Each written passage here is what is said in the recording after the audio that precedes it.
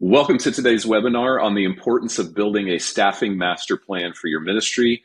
We're going to aim today to equip you to be less reactive and more effective in your approach to staffing at your church. I'm Sean, the Director of Consulting here at the Unstuck Group, and I'll be your host here today. I'm here with my teammate, Amy Anderson. Amy has been on the team here at the Unstuck Group since 2015, currently serves as our Managing Director at Unstuck, and during her time here on the team, she has personally served more than 200 churches, helping them design ministry, staffing, and multi-site strategies. Amy, great to have you here today on the webinar with me. Yeah, it's good to be with everyone today. And we are talking about one of my favorite topics, which is people. And Sean, it's funny, when I went back into ministry in 2002, I never realized how much my corporate background would actually serve me when it came to leadership of people. At my corporate job, I had led several teams, and each time I took on new responsibilities, I became less of what I would call a specialist and was really becoming more of a leader of leaders. And I didn't know all the specific details of the work that my team was doing anymore, which was a little unnerving. But that was kind of the point, I guess, what they were teaching me, training me in corporate America, that you hire people for that. And it was my job to draw up the best version of everyone on the team. And like I said, it was uncomfortable at first because I used to find my satisfaction, my positive feedback on what I did. And now I was being rewarded for what others were accomplishing. So when I went into ministry back in 2002, I just realized how little leadership and management training existed on our team. And I felt like I had this huge leg up because I had spent a decade outside of ministry learning those skills. And that's what I observed with the churches that I get to work with today. Many pastors are now leading the biggest organizations they've ever led. And we say this all the time, seminary just doesn't provide much in the way of organizational leadership. So without that, right, in their tool belt, and then married with this relentless pace of ministry, I just think it's easy for a church to feel stuck on the staffing and structure side of their ministry. That's good, Amy. I actually have to admit that I personally have erred many times in the past on this exact topic we're going to cover today. So I'm an expert, but maybe in the wrong ways. I was a part of a growing church, growing multi-site church. I was serving at our largest campus. And the pace of change and growth that we were experiencing really was just overwhelming. We started to bring new people onto the team because we felt that just overwhelmed. We weren't hiring necessarily to support a specific strategy because honestly, the vision for us at that time was survival. Yeah. And I wish I would have known then what I know now. So hopefully we can transfer some of those learnings today onto our participants so they can experience better success than I did. And that leads me to kind of why we decided to talk about this today. Amy, can you share more about why this was the right topic for us? Yeah, well, the harsh reality of church staffing is this. Many churches find themselves making hurried, rush staffing decisions in response to unexpected transitions, in response to sudden growth, budget restraints. And we're in the people business. So when we lose a team member, or if we have the wrong team member, or we need more people, it's just very hard for the organization to absorb the extra workload that's required to do that.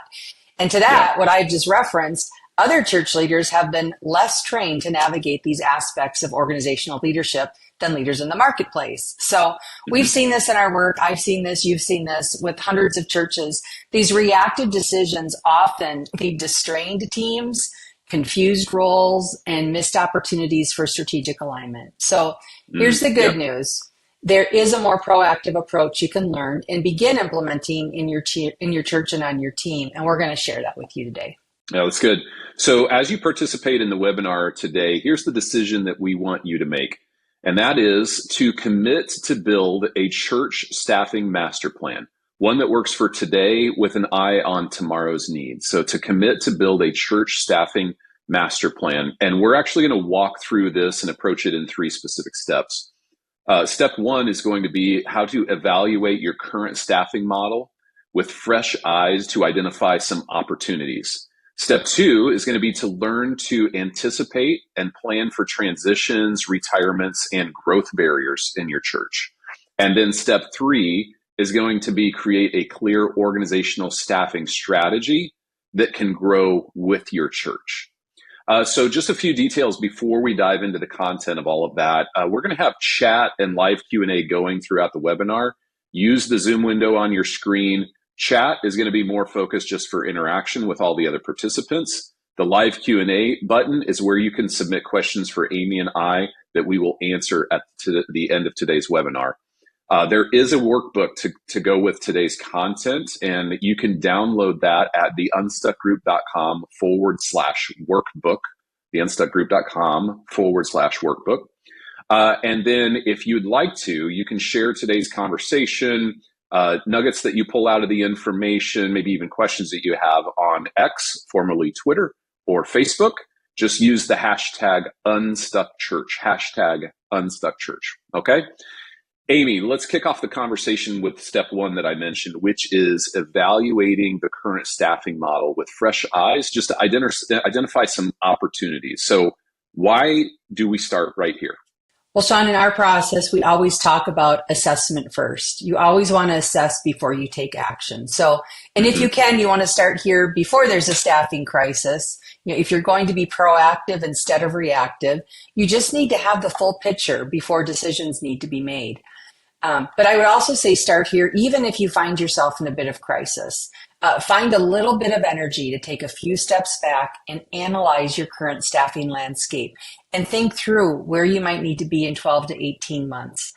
This work will lead to wiser decision making and begin to reduce the number of holes you're trying to plug all at once, right? Yeah. Because that's what staffing challenges feel like you're in a boat on the sea and there are holes all over the place.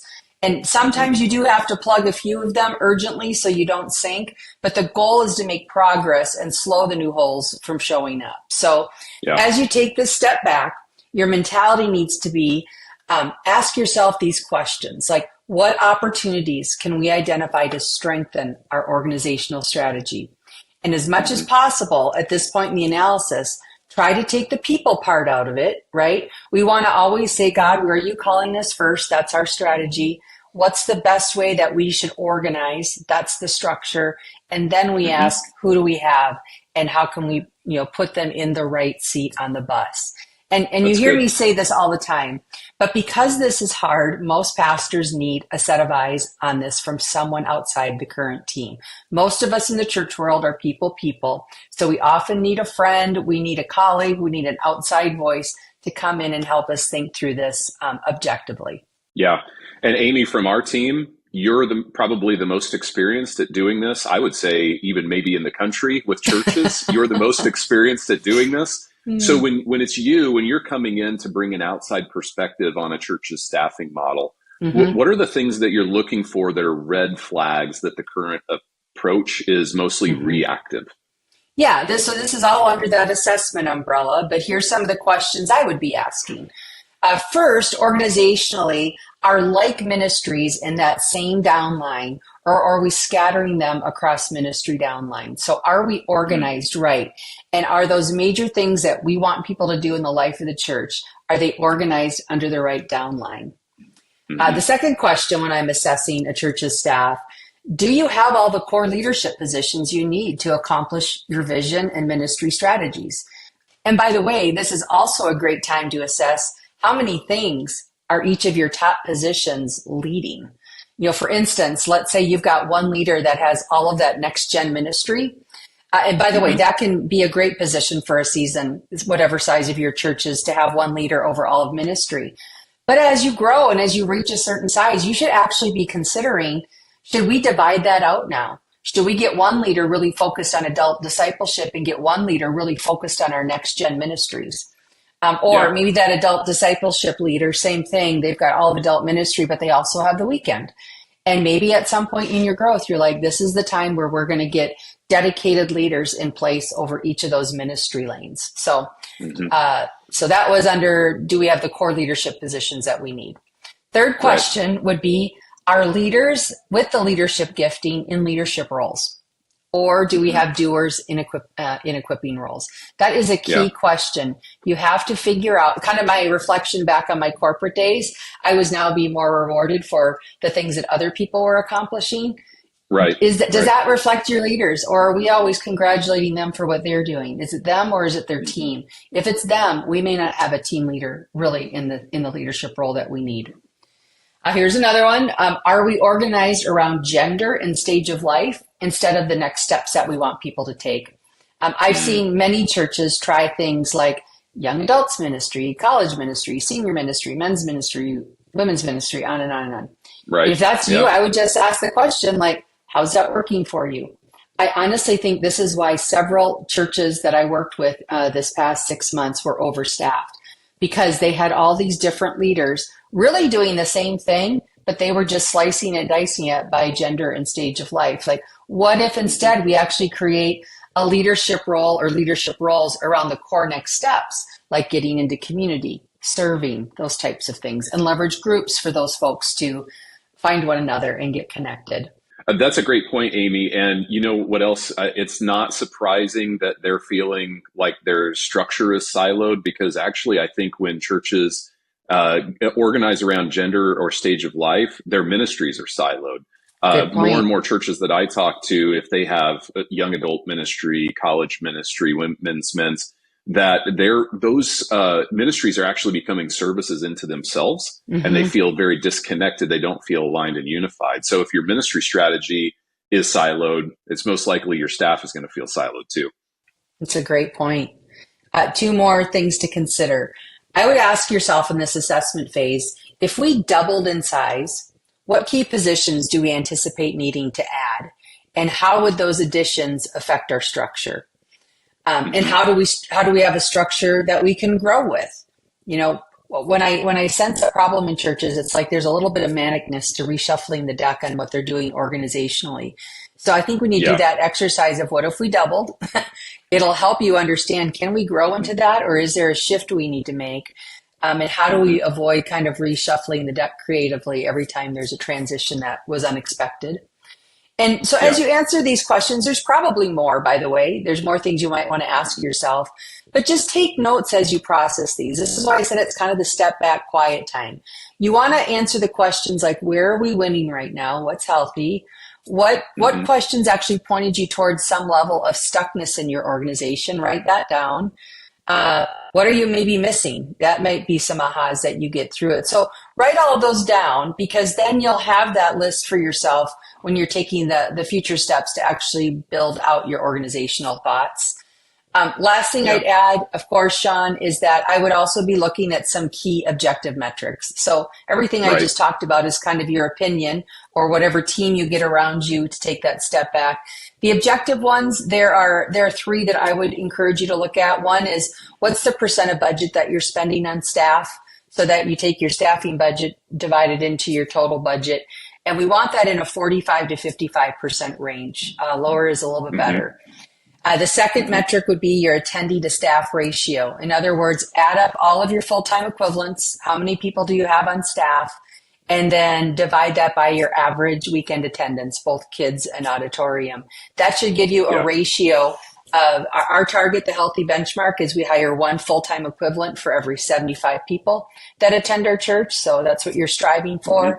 And then lastly, is the staffing allocation by ministry. So we're coming out with a brand new updated version of this that'll be releasing soon, but you can go back to the third quarter's allocations that we did last year. But how many staff are you dedicating to next gen? How many staff are you dedicating to discipleship, to the weekend, to operations, etc.? And just use that as, again, more information to kind of determine health, stuckness, or maybe something that's missing. That's really good, Amy. So great questions and really good metrics to help us get an assessment. And then we're also going to include our chart of staffing allocation by ministry in the workbook. So make sure Great. that you look for that there. You can see how we've kind of gathered some of that data and what the data is telling us there as well. Amy, if I can, let me add one other metric to the list for churches and pastors to keep an eye on. And that is the percentage of adults and students who are volunteering in your church, who are serving. Mm-hmm. Interestingly, we see oftentimes when overstaffing creeps in, when our staffing numbers start to go up, volunteering starts to go down. And Mm-hmm. so that's one thing that I look at a lot of times with churches. They look at some of these staffing metrics, see that they're overstaffed, but they have less and less volunteers engaging. One of the things to address that would be hiring more leaders, right, to equip That's right. volunteers. That's good. All right. So, Amy, how would you encourage the church that's already in reactive mode with kind of those critical and immediate staffing needs today, but they want to move forward towards building this kind of master plan for the future? What should they do? Yeah, if you find yourself currently like in crisis or reactive mode, just start with the easy part, which are those metrics that we just did. Those are the objective metrics. It's just math. And it is what it is. But I think those numbers will either confirm what you were sensing, like we're over or understaffed. And I think it will reveal just more of the staffing picture for your organization. So get a little bit of that into you. Second, I would, if it was urgent and you just could do a couple, evaluate your top leadership positions and ask yourself, do we have a leader over our front door, which is typically the weekend services and your digital front door? Do we have someone who's watching, leading that? Do we have one over discipleship, next gen, operations? Those 4 lanes are very common for churches how to organize around for large churches. So start there, get the right leadership roles, make sure they're there, and then make sure you have high level leaders in those roles. And here's what happens when we get it cleaned up. Then every high level leader knows what they own. And we always say, hire the leader first if you can. And then based on staffing allocations, then evaluate the key positions under each leader. Are they the right positions? But make sure you do that second step of just evaluating your leaders. When we have a wrong leader in place, well, let me put it this way. When we have the right leader in place, it's a whole new day typically for those teams. So absolutely. Yeah. All right. So we'd like you to help you get started with this. And we've kind of learned just a simple exercise that can help take some of the emotion and the tension out of evaluating your current staffing model. And that is this: fire yourself. Figuratively, of course. Fire yourself. So take your org chart and erase all the names, put the roles down in a way that make the most sense. And then after that, we want you to craft a 1-sentence job description for the top 5 roles on your team. And we have some sample 1-sentence job descriptions that we'll share with you if you'd like them.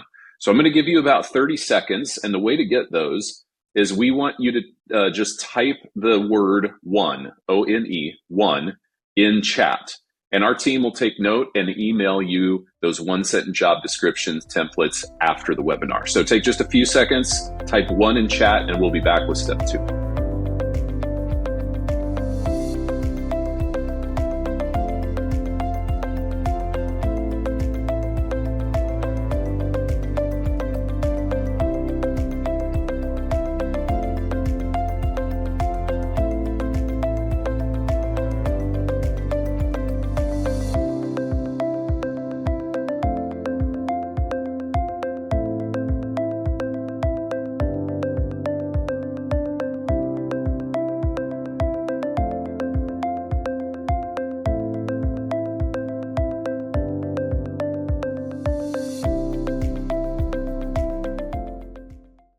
Amy, I think it's actually easier for churches to get excited about a vision, where they'll be in the next 3 to 5 years and what God might do through their ministry. But they often neglect to develop a vision for the people side of seeing that ministry vision come to fruition.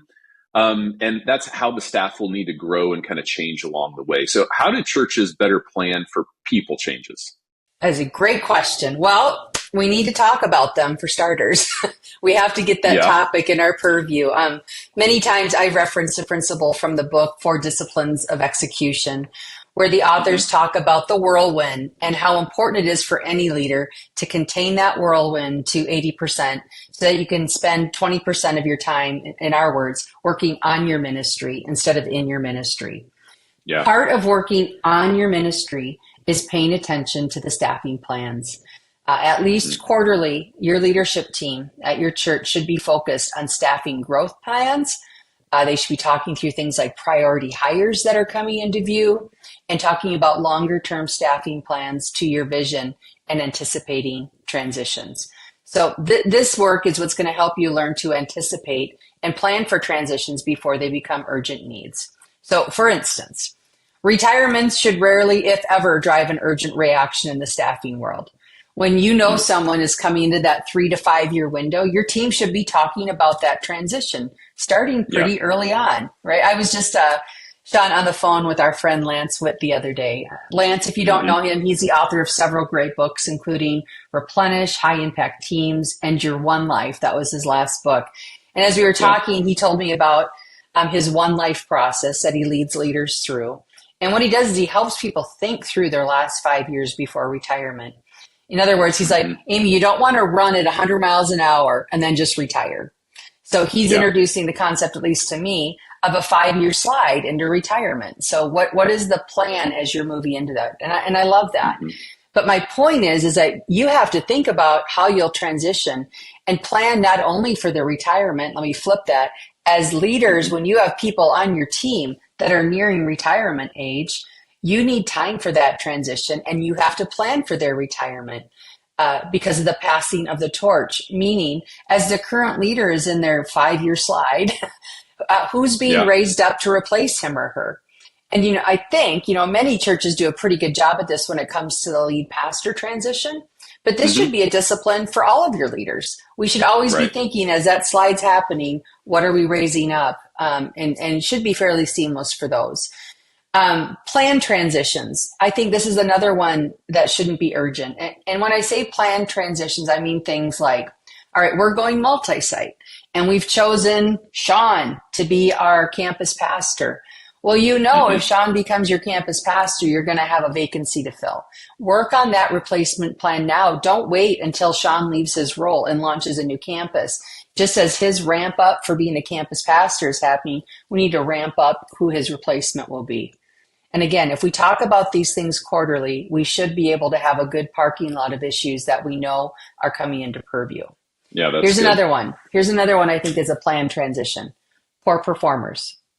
This is where you have someone on in a leadership role that does not have the leadership capacity to grow with the role. This might even be a very good performer right now, someone who's thriving at this stage, but we just know as we hit this next, break through this next growth barrier, he or she may not have the leadership capacity to grow with the role.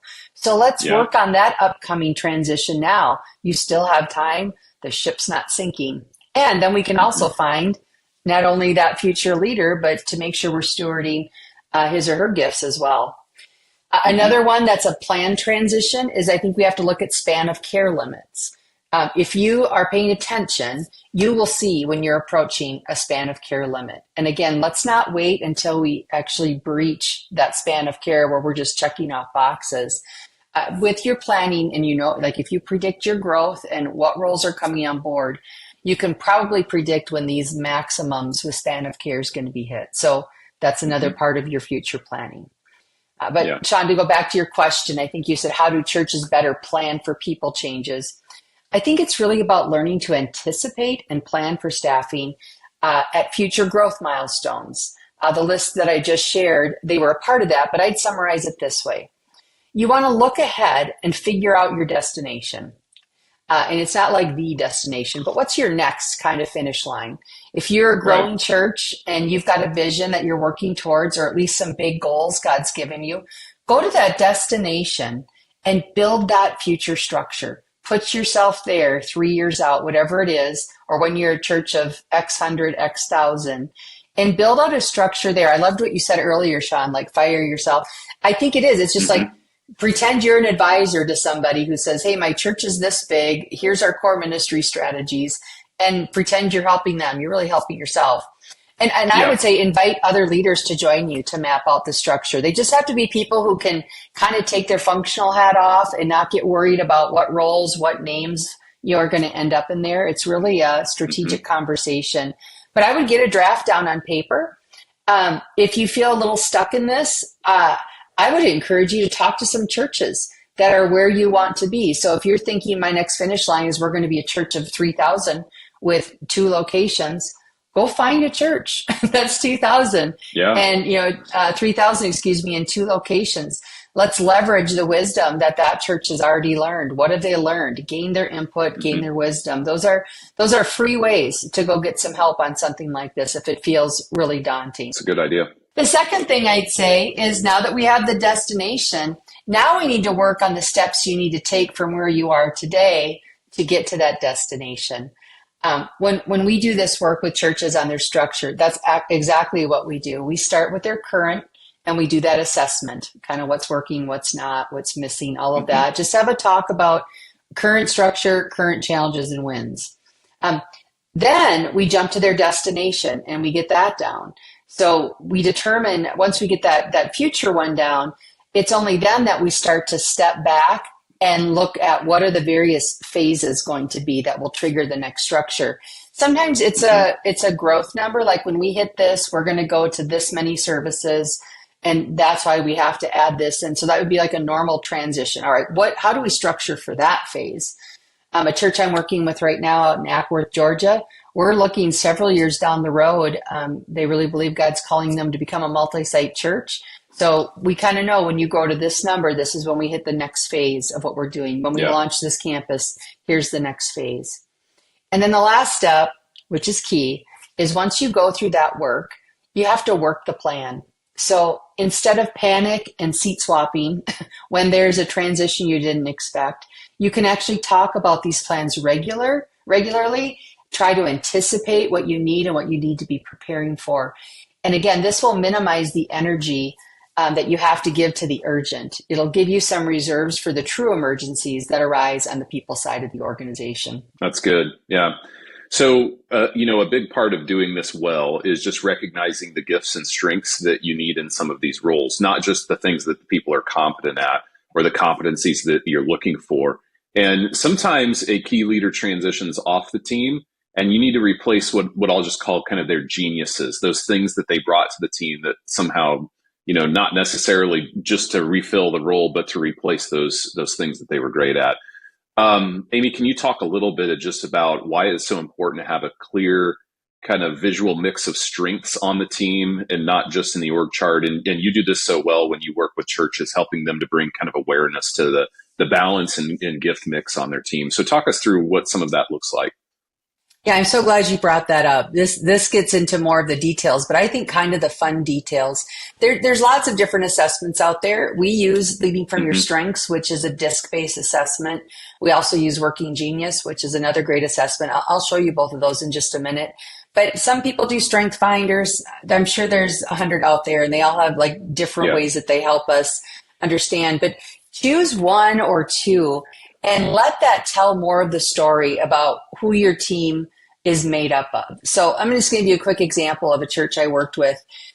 This is part of our Leading from Your Strengths assessment. And one of the things I love is that they give you visibility to the natural wirings of people around how they process information, how they solve problems, how they manage change, how they face risk. So you can see with this church, this is one I worked with last year, in this problem solving area, do you see how weighted they are on the reflective side of problem solving? 9 out of 10 are on this poor person over on the other side is the only take charge. This is important information. You can see I jotted it down. I said, what's the strength of having so many reflective people? And then we said, what are some of the challenges with having so many? And they said, well, the strength is we do it right. When there's a problem, we think it through, and they do. And they joked we have lots of consultants. But you can see on the take charge side, I said, what's the challenge when you don't have enough take charge problem solvers? And they said, we're probably too slow. We probably aren't taking enough risk, and we're not solving our solvable problems. So this is why I think you asked this question. Let's just say this person, again, we'll call him Sean, who's the 7 there on take charge. If Sean leaves, we're missing more than just his role now. We're missing some of his key strengths that he brought to the team. And that's why this is important. Let me just show you one other one here.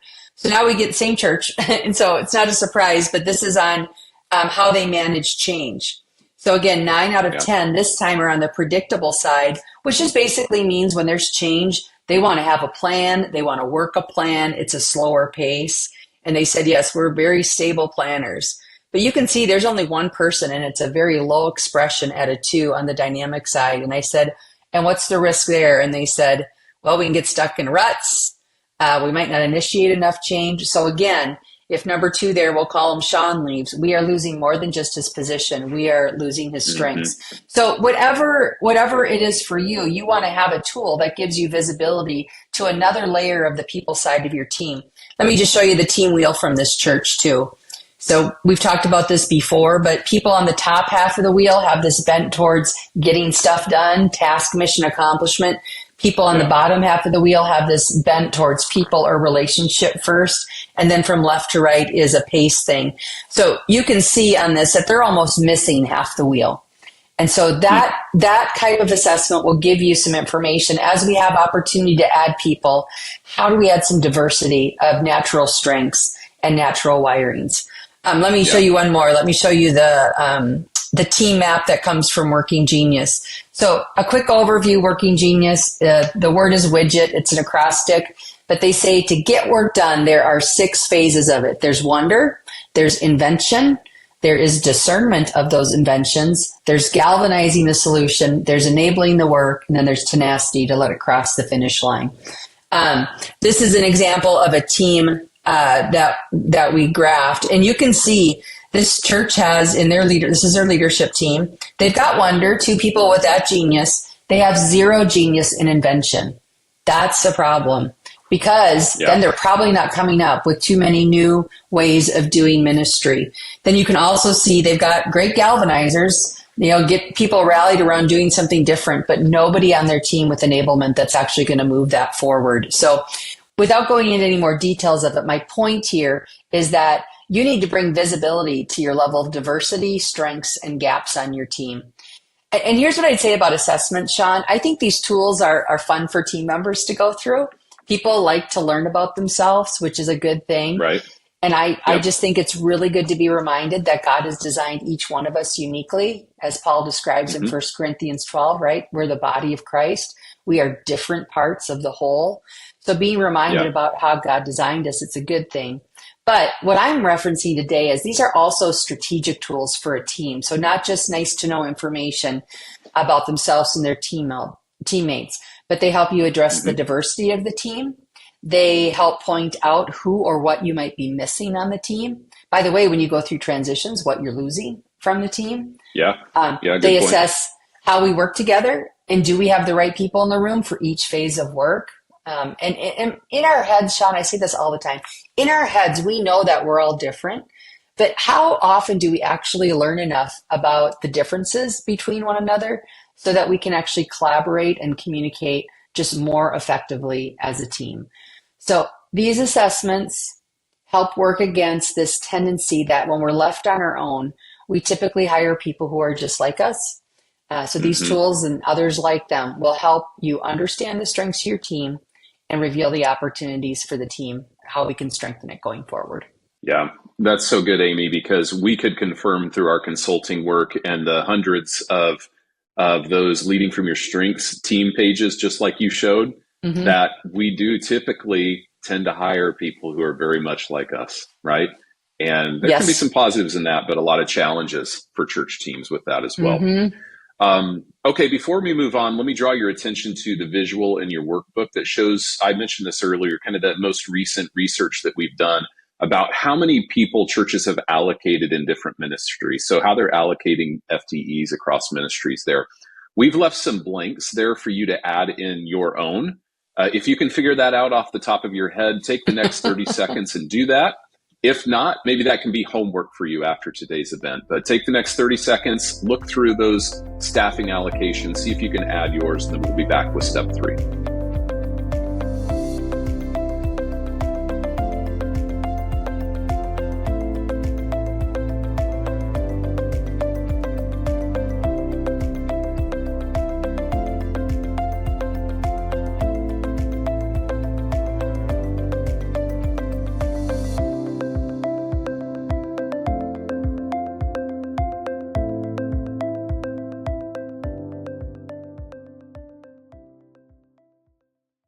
All right, in those first 2 conversations, we were really kind of unpacking the foundational blocks of building a staffing master plan.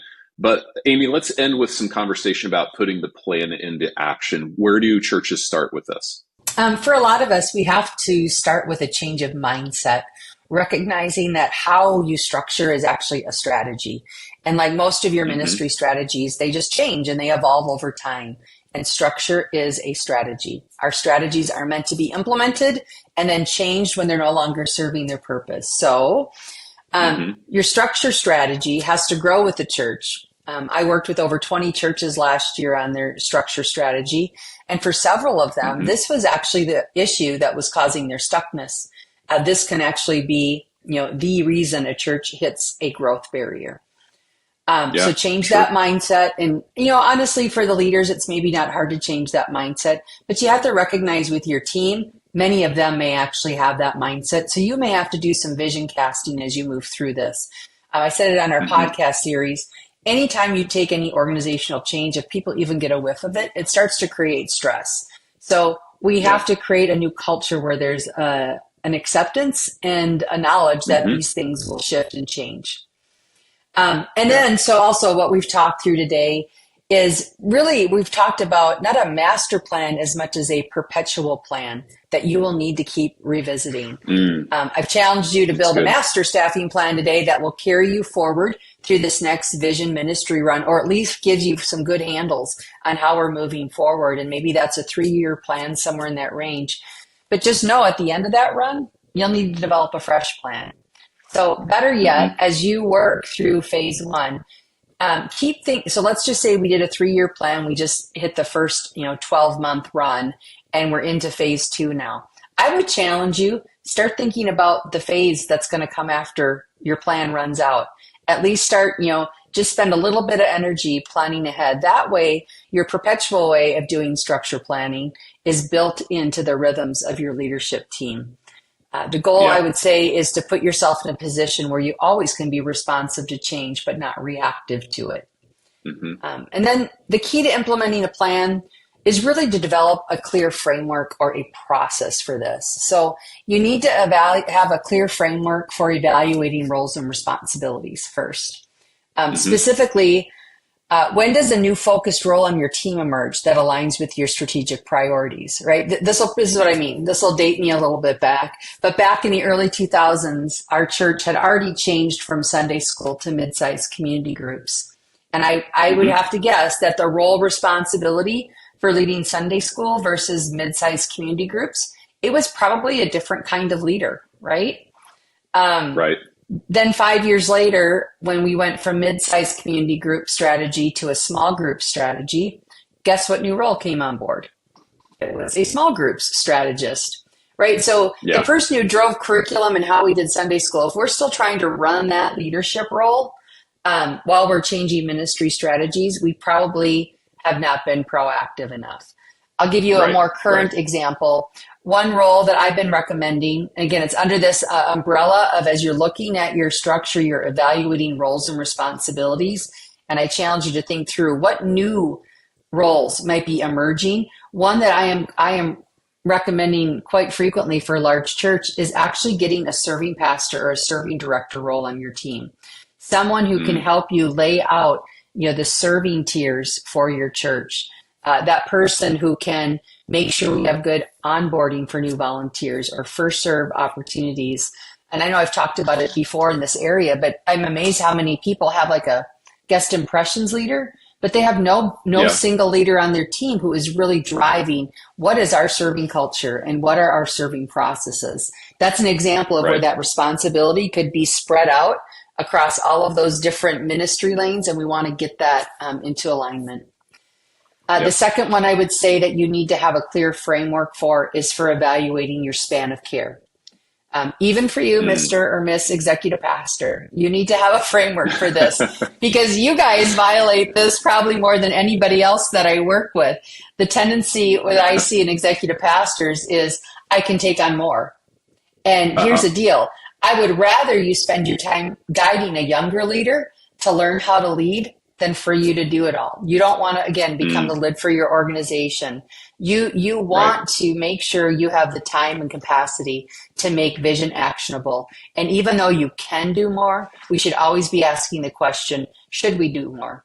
Because we aren't going to raise the leadership levels in our church unless we actually hold us accountable as leaders to make the time to coach and manage, but we need to be giving responsibility away so these young leaders have the opportunity to actually grow those leadership muscles. Yeah, that's very good. Many years ago, I learned this by observation and kind of the hard way at the same time, but organizational leadership really ultimately rises and falls on leaders, on the impact and the quality of the leadership, right? And this is a huge gap in a lot of churches, even very large churches. If you're not consistently developing leaders, high character people, competent leaders, great chemistry with them, culture fits with your church, you're always going to feel like you're in this reactive mode when roles need to be filled. So let's spend a few minutes talking about leadership development, Amy. Well, let me pull up this leadership capacity chart here.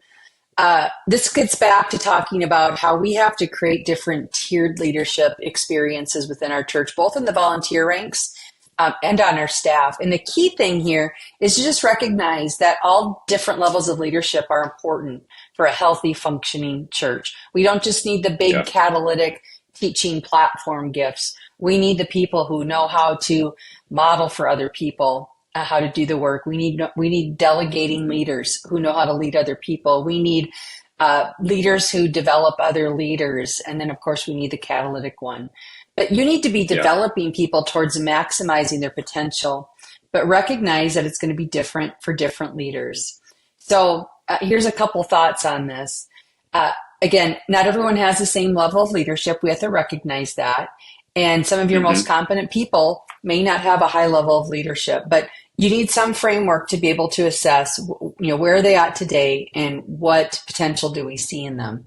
And I want to call out especially young leaders. This is so important for us as churches as we're trying to make sure we're carrying this church and this mission to the next generation. If older leaders stay too long without creating opportunities for younger leaders to step into their calling, it's very easy for them to go somewhere else because this Gen Z millennial generations, and probably just like us, Gen Xers when we were younger, we want an opportunity to grow. We want an opportunity to stretch. And this is why when I was teasing the executive pastors, we need good leaders over them to help them think and to help, we want them to have ownership of their decisions, but we also don't want them to go, off the rails. But I encourage you, have some type of framework here so that we understand what level of leadership we need in each position at our church. And then leverage something like this to look at your pipeline with your staff. Where are our staff currently? Where are the emerging leaders? And how can we give them some stretch assignments through this? Yeah. Amy, I'm glad you mentioned that. I think as churches have reached out to us, and again, one of my jobs is just to have conversations with hundreds of pastors that reach out to the Unstuck group over the course of the year. One of the really headline issues for many, many, many churches over the last, I'd say 2 years, has been leadership development, really driven by a couple of things: growth, and then also how difficult it is to hire people right now. It is. How hard it is to find people to hire from the outside of the organization and bring onto your team and for them to fit and fill roles well. And so this kind of concept of internal leadership development, how we're raising people up internally, has been just at the forefront of a lot of conversations. And I think the challenge is that a lot of churches are looking for, in a sense, a kind of a silver bullet in this area, a quick solution to a complex problem. And they're looking more for a curriculum, more for a training, more for a what can we implement right away. And I actually don't think effective leadership development is that easy based on what I've experienced. I think it has to become something that you embody as a leader, as a pastor. It has to become something that you model. And then it has to become a part of your culture more than anything. It's not a curriculum. And, for anybody who's interested in kind of diving into this more and learning a more effective system for their church, I would encourage you to check out the book Hero Maker by Dave Ferguson and Warren Bird. In the book, they talk about a lot of different things and how you might implement this, but the 2 Timothy 2:2 principle and how we as leaders can really mentor and apprentice the next leaders and then activate their gifts for the future. So if you haven't read that book, I'd encourage you to check out that resource. It's a really simple mentorship process that has been adopted by a number of churches and it can be kind of embedded into the culture. But again, you really have to kind of own that. One great example of this, and you talked about kind of this concept of bringing younger leaders along Yeah, with you. We had a conversation a couple of years ago, Tony Morgan did with Dan Zimbardi, who's this executive pastors out at Sandals Church. that's right. And Dan talked about this kind of model of how he would identify a younger leader and just bring that younger leader into every environment that he was going to be in, whether it was a board meeting or a finance meeting or maybe a tough conversation that they had to have with somebody where you might think and you might even say, should you bring another person into that conversation? Dan would bring them right along with it because it's that kind of relational mentorship that's happening where you're really including someone so that they can learn from you as you go. And that's what I mean when I say we have to model it and kind of embed it into our culture. Dan is literally identifying that next leader and just bringing them along with him, which I think is so good. So I'll add one other idea in just if this is, we could do like an 8-hour webinar, I think, on leadership we development. probably It's such a could. felt need. But if you Yeah. do find yourself, Sean, you're spot on. Every pastor just feels like, where do we find people? And, how do we hire from within? We don't have anyone. If you find yourself, with a great team, but there's not development happening.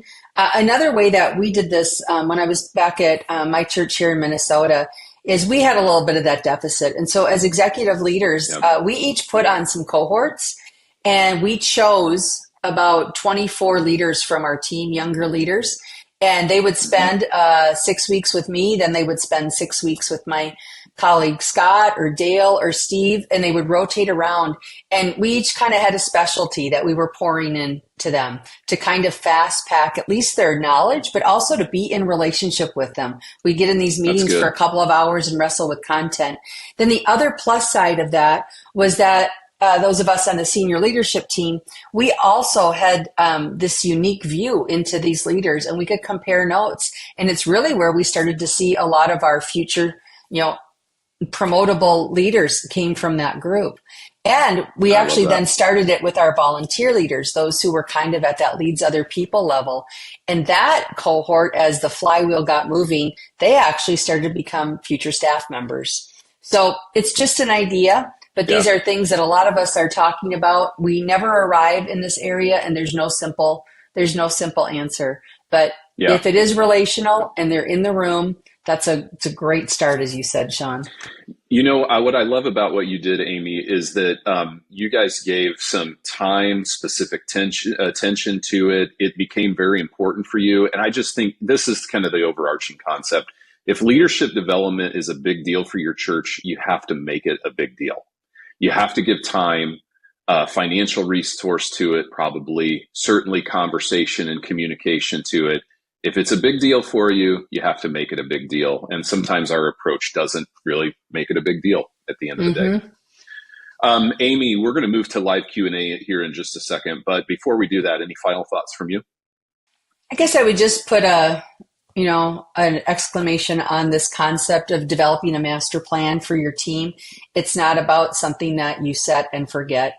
It's just like we were talking about leadership development. It's going to need to be an ongoing conversation, but the first time through it, take the long view, envision where your church's leadership will be at a different point in the future so that you can actually build a plan towards that in phases. I think that will help get you out of the reactive into the more responsive, and then nurture that plan as you continue to move forward.